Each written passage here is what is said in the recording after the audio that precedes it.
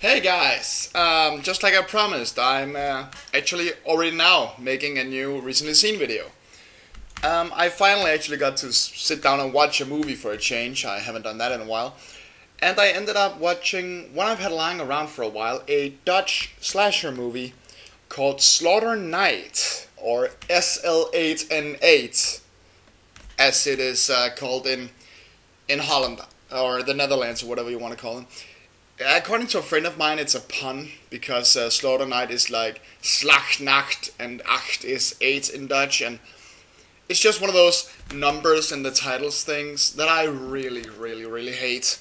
I'm just gonna call it Slaughter Night. It sounds much better anyway. Um, so yeah, basically Slaughter Night. Yes, it's a modern slasher, a couple years old I think, and let's get one thing straight right away. The story in this one is total shit. It is shit. I mean, we have this girl and her friends who, after her father died in a car crash, first she has to pick up some manuscripts for a book he was writing about this serial killer who killed 8 people 150 years ago and was sent into a mine to get executed by blowing up methane gas so they could actually work. And of course, pretty much the second they get down there, they get stuck, and while waiting to get rescued, they start playing with an Ouija board. And I can't help but wonder, does everyone in every country ever at some point just walk around with Ouija boards? At least in this movie they have an excuse because one character is really into the occult and fortune telling and shit, but oh my god, fucking Ouija boards. That always kind of dragged me. Now, I've just bitched about the story a little. Like I said, there's practically no story. And it takes a while to get to the good part. It also suffers from the one thing I think a lot of modern horror movies suffer from. A lot of characters you really can't give a shit about. And mostly because they're either all assholes or just dumb. I mean, these guys, they're stuck in a mine for some reason, taking a tour of it, and for some reason they decide to start taking drugs while they wait to get rescued, because that's the smart thing to do, of course, and that's after they play with the Ouija board, and that's just insane. And of course, the second things start getting bloody, things start getting violent, and people actually start dying, they just bitch out on each other completely. Suddenly, they hate each other. Absolutely. But at least we got to see one scene of them just kind of cruising and having fun, and that kind of helped. I mean, that's just one thing I have with these things. It's always about a group of friends. But for a group of friends, why do they always hate each other in these movies? Here we actually do get a scene of them having fun, but it's practically just a quick home video montage. I could have used a bit more. Like I said, it takes a while to get to the really good parts, and that while could have been spent better on showing some interaction. But like I said, the main character's father pretty much dies in the first scene, is killed off. So it's pretty much half this girl feels sorry for herself and half these guys are morons. Now, it might sound like I'm bitching about this movie, and I may be, but it's actually pretty good.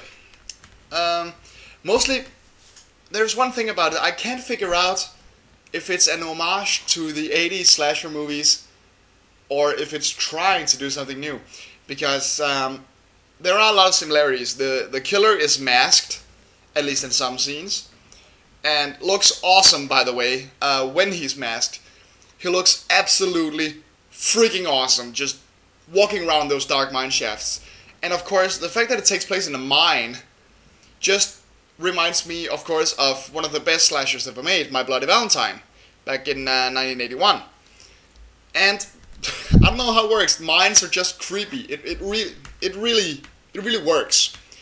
Now, the reason why I say I can't figure out, the other reason at least, why I can't figure out if it's an homage or not, is because a lot of scenes, a lot of the gore, some of the kills are so over the top and yet filmed with such a straight face that it seems like it should have been parody, but it just isn't. I mean, we get a scene of someone's head being shot clean off by a shotgun. Now, I've seen that before where it worked, and here it's not that it looks a little silly, yes, but it's not that it ruins everything, and it's, like I said, it's taken completely seriously.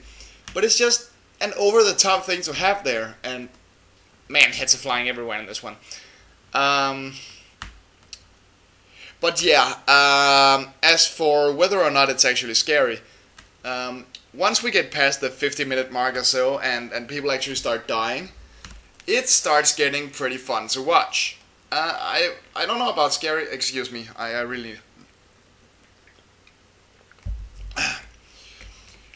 I wouldn't say it gets downright scary. There are no parts where I just freak the fuck out, but there are a couple of moments where I could feel my tiny little heart pounding a bit. It gets intense in a couple of scenes. It definitely knows how to build a mood, I'll give it that. Or at least really get your adrenaline pumping while you're running around this mine trying to get away from the freak in the burned rags. I mean it seriously. He looks awesome. And but yeah, once it gets to the point, it's pretty good. The kills are brutal. They're sometimes seen in a bit too much of a shaky cam. Another technique that I really am not a fan of, and a lot of it takes place in the background, sort of obscured by the shadows in the mine, which sometimes works, sometimes doesn't. But it just gets fun. I mean, once it starts to get violent, it doesn't stop again. I mean, for the last 40 minutes, there's basically nothing but running, screaming, and fighting this guy. And speaking of fighting, these people put up a fight. They don't fall or break their foot or something and just get killed immediately. They really try to kick this guy's ass. It doesn't work, granted, but I give them an A+ for effort. Now, I have one final gripe about this one, despite how much fun I actually have once it gets to the important part, is that the finale, when they finally get this killer, who has to be taken down in a very specific way, and I'm not going to spoil how, but once they get to that, it doesn't feel like an actual climax. You know, it doesn't feel like they're finally finding out exactly how to get rid of this guy. It doesn't feel like they're building up the courage. It doesn't feel like they really get in that last sucker punch. It feels more like, you know how in most movies there's this one scene where you think you've beaten the bad guy, and the heroes get one moment to just breathe out, just relax, oh my god, we made it, and then he comes back and the fight starts all over. It feels more like that than an actual climax. And that kind of bugged me. It's not a bad ending, and it's not that it doesn't work or anything. It's just that it doesn't feel like the actual climax. So it leaves me just sitting there going, what, he's not coming back? Dude, he was just starting to kick some real ass. And that could be a bit disappointing. But overall, if you don't mind watching movies with subtitles, I sure don't, I'm kind of used to that. This is a pretty fun little slasher. It's not the best. It's, I would call it painfully average.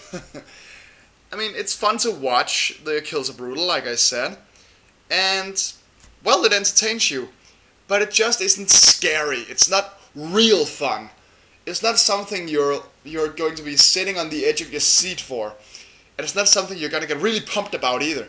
It's just kind of there. But if you're looking for a decent time waster, sure, go ahead. Go right ahead. Check out Slaughter Nights. You might like it. I kind of like it. I'd go as far as to recommend it if you need a time waster. Esh out.